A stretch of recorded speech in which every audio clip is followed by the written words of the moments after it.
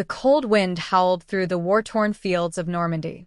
Smoke curled from the distant ruins of a small village, and the rhythmic thud of artillery fire echoed through the valley. Private Jack Reynolds adjusted his helmet, gripping his M1 Garand tightly as he followed his squad through the debris-littered countryside. It was June 6, 1944, D-Day.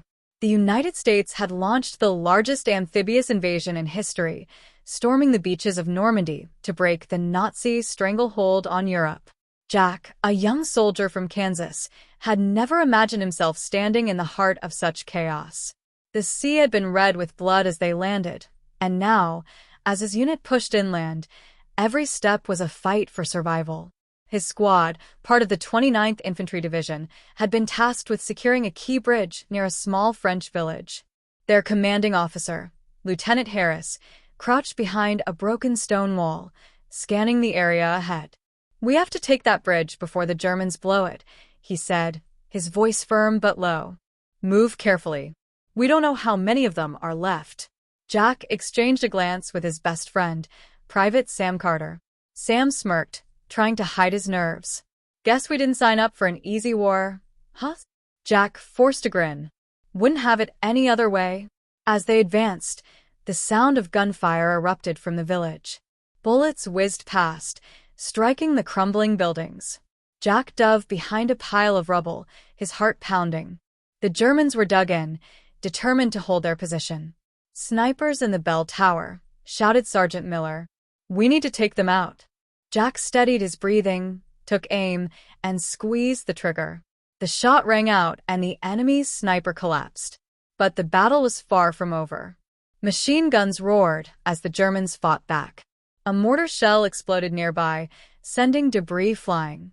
Jack was thrown to the ground, his ears ringing. When he looked up, he saw Sam lying motionless a few feet away. Crawling over, he shook his friend. "Sam, stay with me." Sam groaned, his face contorted in pain.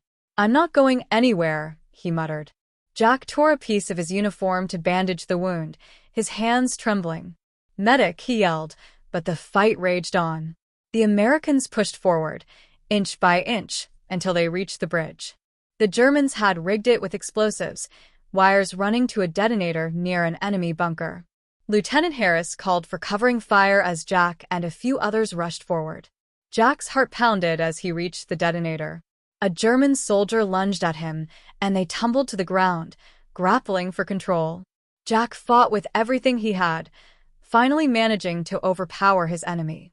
He yanked the wires free, disarming the explosives just as the last of the German resistance was eliminated.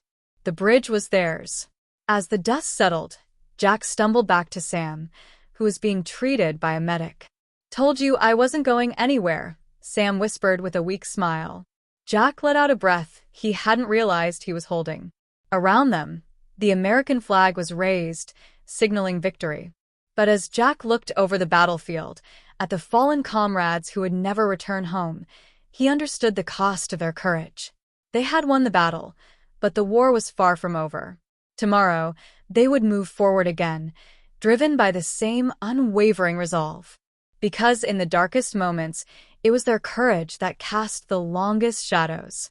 The echoes of war would live on, but so would the bravery of those who fought.